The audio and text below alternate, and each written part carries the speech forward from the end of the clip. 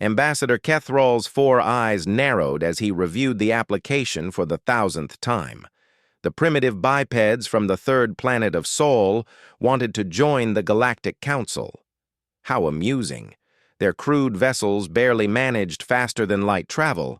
Their technology was millennia behind even the youngest council races, and their lifespan was laughably short. Yet here they were, requesting membership with the confidence of a species that had conquered half the galaxy. "Denied," Kethral muttered, stamping the rejection seal with more force than necessary. The Zilithian ambassador had been processing applications for 3,000 years, and he had never seen such audacity from a backwater species. The humans had first made contact 18 months ago when one of their explorer ships stumbled into Council space. Captain Sarah Chen had been polite but persistent, explaining that humanity sought peaceful relations and technological exchange.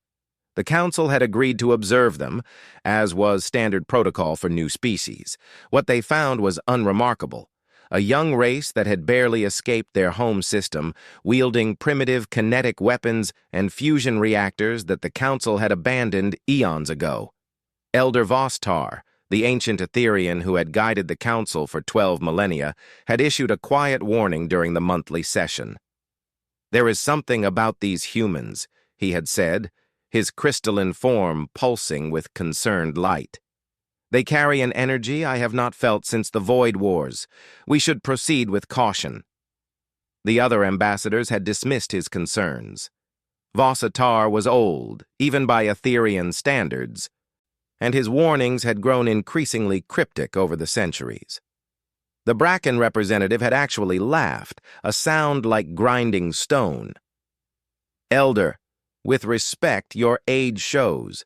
These humans are harmless. Their entire military could not defeat a single council patrol." Kethral had agreed. The human military was pathetic by galactic standards.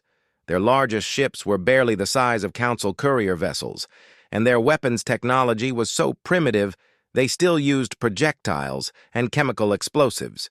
Their ground forces carried handheld firearms that could barely penetrate civilian-grade shielding. But Vostar had persisted. "I was present when the Devourers first emerged from dark space. The galaxy dismissed them as well, until entire systems began to vanish.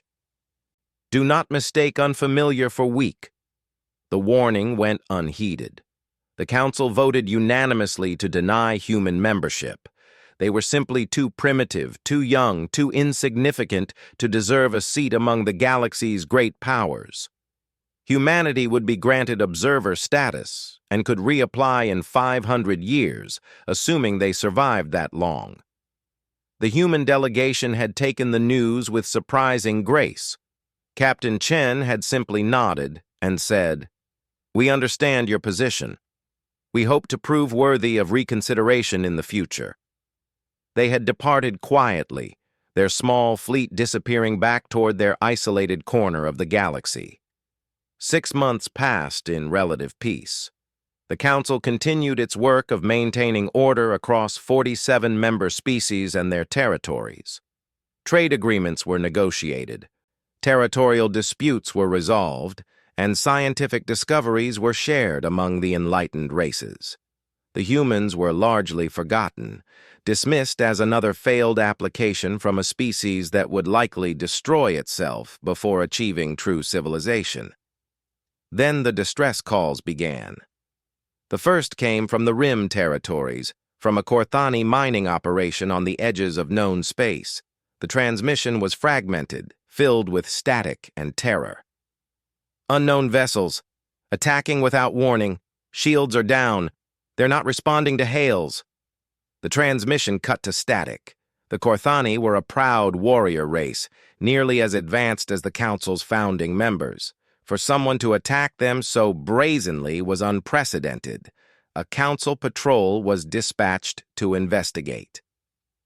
They found the mining station intact but empty. Every Korthani was gone, vanished without a trace.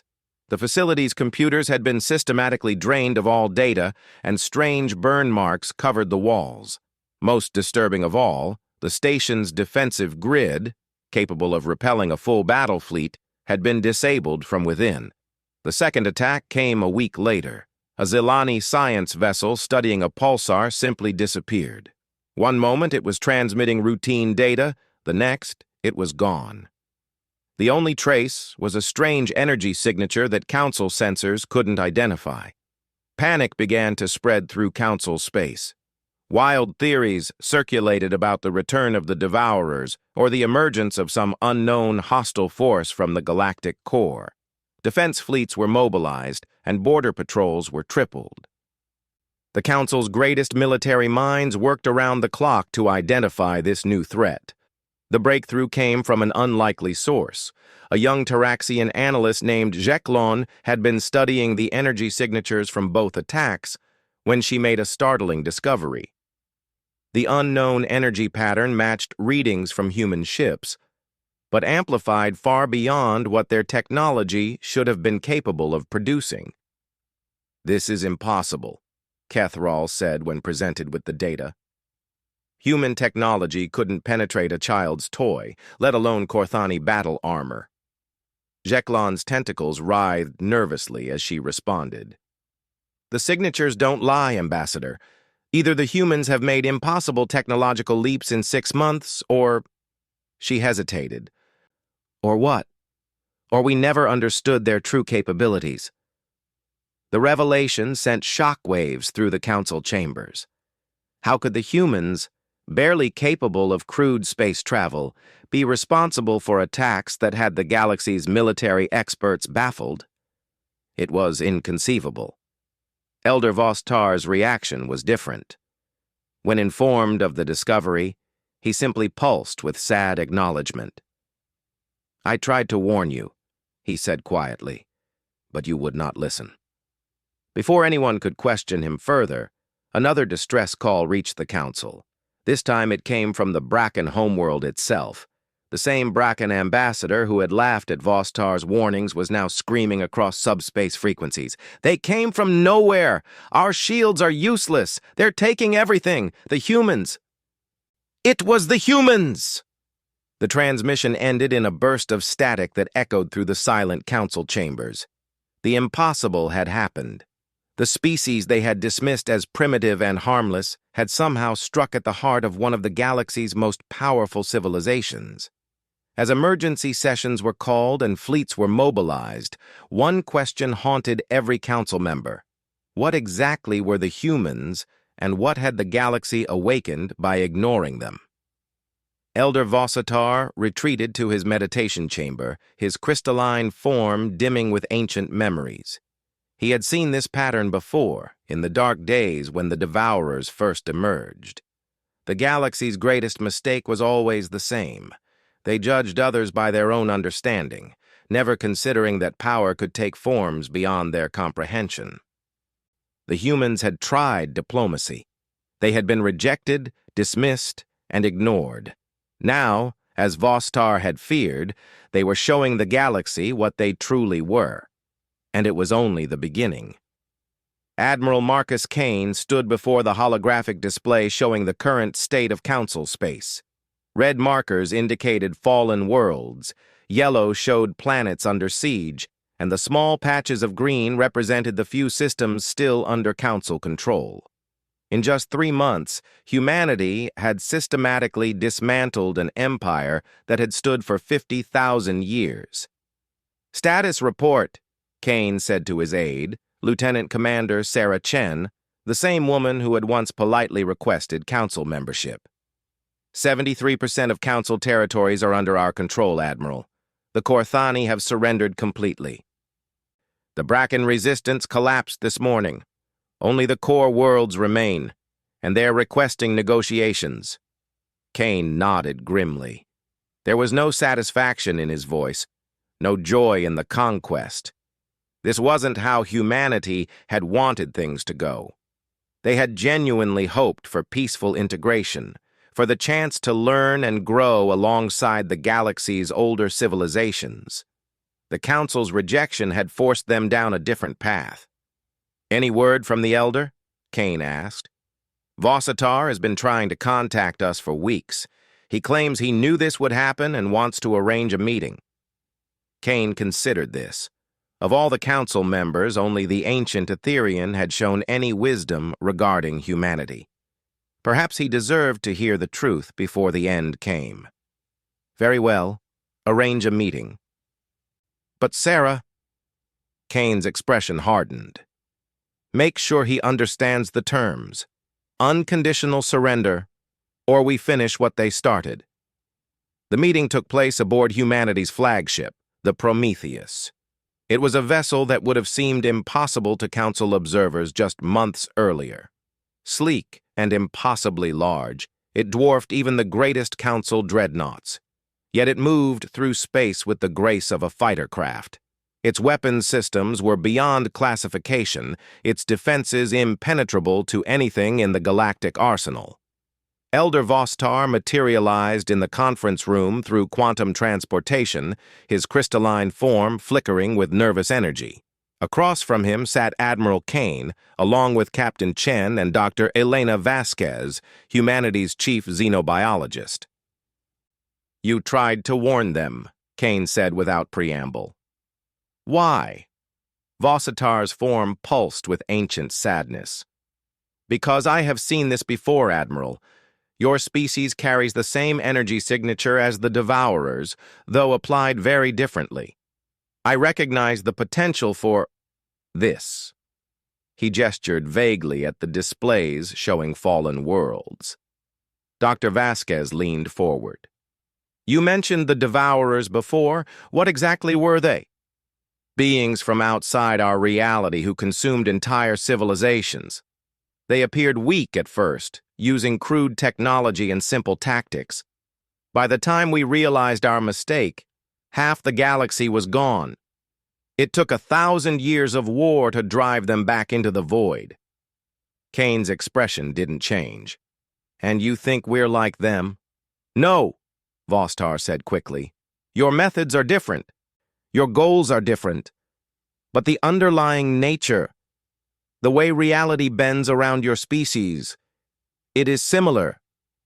Captain Chen spoke for the first time. Elder, you seem to understand something about us that others don't. Please explain. Vossitar's form brightened slightly. Your species exists on multiple dimensional layers simultaneously. Most races, ourselves included, operate primarily in three-dimensional space with limited access to higher dimensions for faster-than-light travel. But humans, you naturally exist across at least 7 dimensions. The humans exchanged glances. This was closer to the truth than any other species had come. When you first arrived, Vossitar continued, I could sense the dimensional distortions around your ships. Your technology appeared primitive because you were deliberately limiting yourselves to 3-dimensional applications. You were trying to appear normal, non-threatening. Dr. Vasquez nodded slowly. We've learned to be careful about revealing our true capabilities. In our early space exploration, we encountered several species that reacted poorly to demonstrations of advanced technology. The Centauri expedition, Kane added grimly. We tried to make peaceful contact. When we showed them our ship's true speed, they panicked and attacked. We were forced to defend ourselves. And afterward, Chen continued, we decided it was better to approach new species with deliberately limited technology. We wanted to join the galactic community as equals, not as conquerors. Vostar pulsed with understanding. But the Council rejected you anyway. They did. After 18 months of trying to prove ourselves worthy, we were dismissed as primitive and told to return in 500 years. It was insulting. Kane stood and walked to the viewport, showing the stars beyond. We gave the Council every opportunity to accept us peacefully. We followed their protocols, respected their customs, and asked only for the chance to contribute to galactic civilization. They laughed at us. So you decided to show them what you really were, Vossitar said. Not immediately. We returned to human space and debated for months. Some wanted to simply isolate ourselves, to build our own civilization and ignore the galaxy entirely. Others argued for this course of action, demonstrating our capabilities through force. Dr. Vasquez picked up the narrative. The deciding factor was intelligence reports about council activities in our region of space. They were discussing the possibility of containing humanity to prevent us from becoming a future threat. Some factions wanted to launch a preemptive strike. "That's when we decided," Kane said, turning back to face Vostar. "If they saw us as a threat anyway, we might as well be an effective one." The Elder's form dimmed. "So you began the campaign." "We began by studying each council species in detail," Chen explained. "Their strengths, their weaknesses, their military capabilities. Then we systematically demonstrated that none of it mattered." Kane activated a holographic display showing the progression of the war. "The Korthani attack was first. We needed to show that even the galaxy's greatest warriors were helpless against us. We didn't harm them, simply transported their entire population to a safe world and claimed their territory. The Bracken homeworld was next," Vasquez continued. "They had been the most vocal about containing humanity, so we made an example. Again, no casualties. We simply appeared in their capital, disabled all their technology, and took control of their government." Vossitar was silent for a long moment, his crystalline form flickering as he processed this information. "How many have died in this war?" 17, Kane said quietly. "All from accidents during evacuations. We've been very careful to minimize casualties." 17 deaths to conquer 3/4 of Council space, Vossitar said in amazement. "The Devourers would have consumed trillions by now." "We're not monsters, Elder. We're just disappointed." "The galaxy had the chance to welcome us as partners. Instead, they chose to treat us as primitives, so we're showing them exactly what primitives can accomplish when properly motivated." The meeting continued for hours as Vostar learned the full scope of humanity's capabilities. Their ships could phase through normal matter, making shields and armor useless.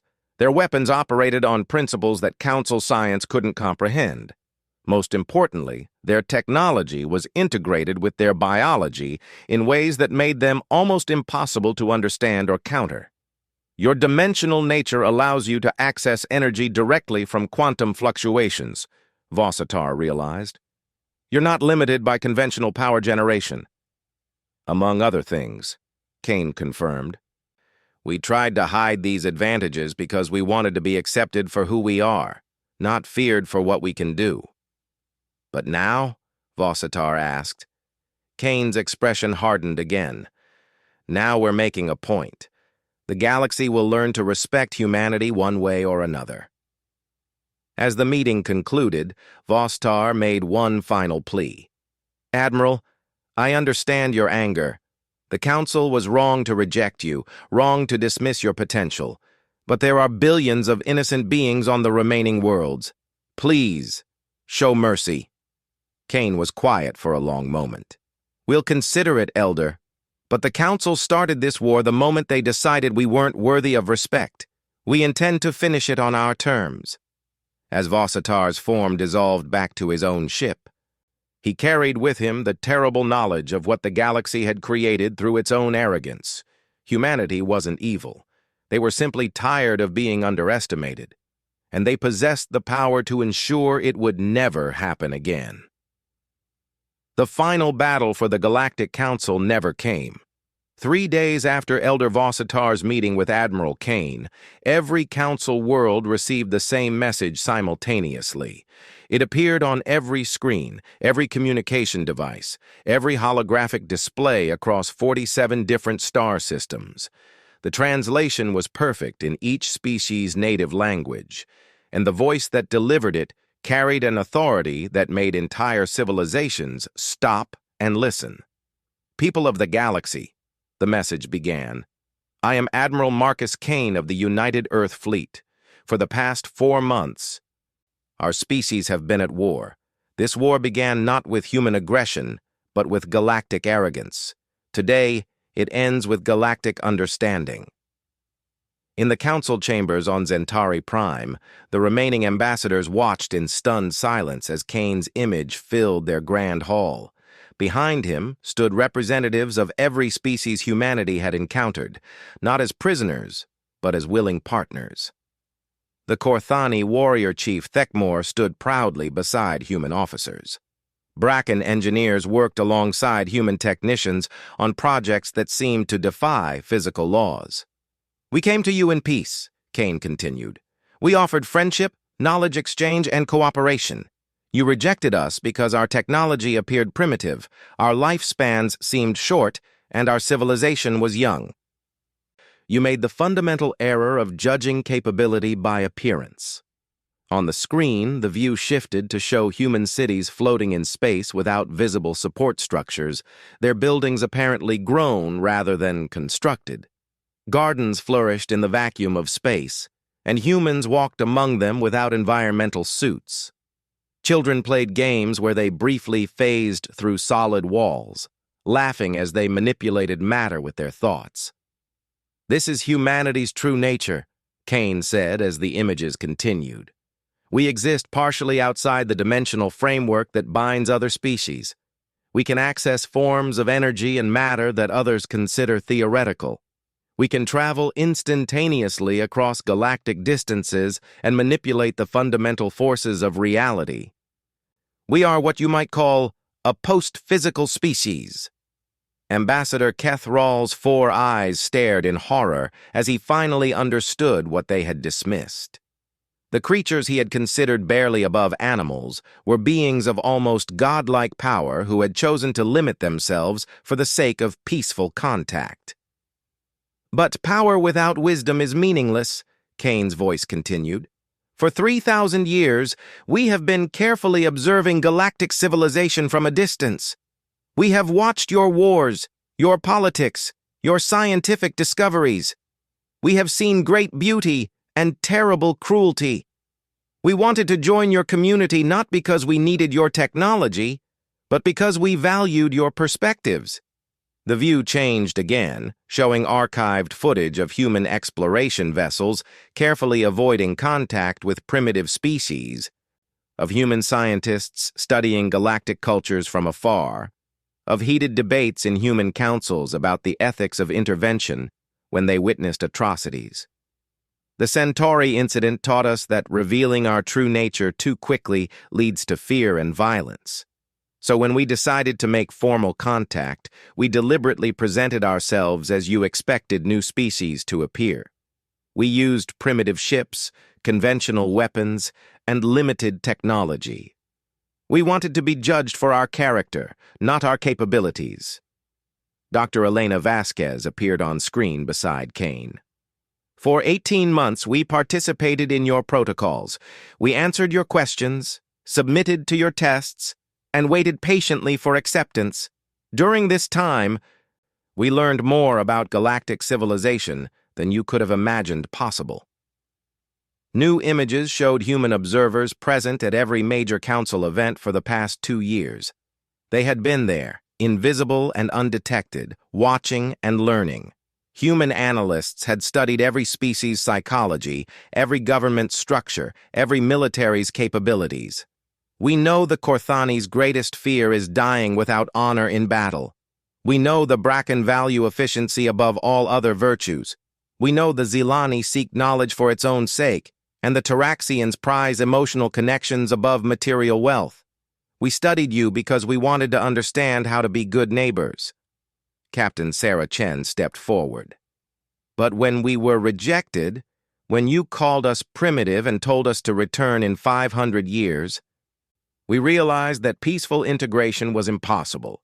You had already decided we were inferior based on limited observations. Nothing we could have said or done would have changed your minds." The scene shifted to show recordings of council sessions where human membership was discussed. The casual dismissal, the laughter at human capabilities, the arrogant assumption that humanity had nothing to offer galactic civilization. Several ambassadors in the chamber winced as their own words were played back to them. "So we decided to provide you with a more comprehensive education," Kane said, his tone hardening slightly. Every engagement in this war has been a lesson. When we neutralized the Korthani mining station, we demonstrated that your defenses are meaningless against us. When we took the Bracken homeworld in 6 hours, we showed that your military supremacy is an illusion. When we conquered 73% of Council space without killing anyone, we proved that we could have destroyed you all on the first day. Elder Vostar's crystalline form appeared on screen beside the human leaders. The humans asked me to speak to you because I was the only one who recognized their true nature from the beginning. I tried to warn you, but you would not listen. Now you understand why my people have a saying, "Beware the stranger who seeks friendship, for you may never know what you reject." The display showed a comprehensive breakdown of human capabilities. Their ships could exist in multiple dimensions simultaneously, making them impossible to target or track. Their weapons drew energy directly from quantum vacuum fluctuations, giving them effectively unlimited power. Their soldiers could phase through matter, become invisible to all sensors, and manipulate local space-time to move faster than light without ships. "We could have conquered the galaxy in a matter of days," Kane said quietly. "We could have ruled as gods, reshaping reality to our whims. Instead, we chose a different path. We wanted to earn our place through contribution, not take it through force." Dr. Vasquez stepped forward again. "But this war has taught us something important. The galaxy is not ready for true equality with humanity. The power differential is too great, and the cultural gap too wide. So we propose a different relationship." The screen showed a new galactic map. Human space was clearly marked in blue. Surrounding and protecting the traditional Council territories marked in green. Trade routes connected every system, and joint research stations appeared throughout both regions. "Humanity will become the galaxy's protectors," Kane announced. "We will maintain peace, prevent conflicts between species, and defend against external threats. In return, galactic civilization will continue as it always has, but with the knowledge that true power serves all, not just itself." Captain Chen outlined the specific terms. Council worlds would maintain their governments and cultures. Trade would continue, but under human oversight to prevent exploitation. Military conflicts between species were forbidden. Humanity would intervene in any war with overwhelming force. Most importantly, any species that achieved sufficient technological and cultural development would be given the chance to join humanity's inner circle as true equals. "This is not conquest," Kane emphasized. "This is guardianship. We do not want slaves or subjects. We want the galaxy to grow and evolve until the day when true partnership becomes possible." The message concluded with a demonstration that left every viewer speechless. The camera pulled back to show that the entire transmission had been broadcast from Earth itself, 37,000 light-years from Council space. Somehow, humanity had achieved instantaneous communication across impossible distances. The implications were staggering. "You have 3 days to formally surrender," Kane said. "After that, we will assume control anyway. The only question is whether the transition happens peacefully or not." The transmission ended, leaving the Council chambers in absolute silence. For several minutes, no one spoke. The weight of humanity's revelation was too much to process immediately. Finally, Ambassador Kethral stood slowly. His voice was hoarse when he spoke. I never imagined. We were like children mocking adults for playing simple games." "No," Elder Vossatar said sadly. "You were like adults who forgot that children grow up." The vote was unanimous. The Galactic Council formally surrendered to humanity, not out of fear, but out of the sudden, crushing realization of their own insignificance. They had been given the chance to welcome gods as equals, and they had chosen to treat them as primitives instead. 6 months later, the galaxy was more peaceful than it had been in millennia. Human guardianship had ended 3 major conflicts before they could begin established fair trade agreements that eliminated exploitation of weaker species, and introduced technologies that improved life for billions. But more importantly, they had begun the long process of education that would someday allow other species to join them as true partners in the cosmos. Elder Vossitar often reflected on the irony of the situation. The galaxy had finally achieved the peace and prosperity that the Council had claimed to represent.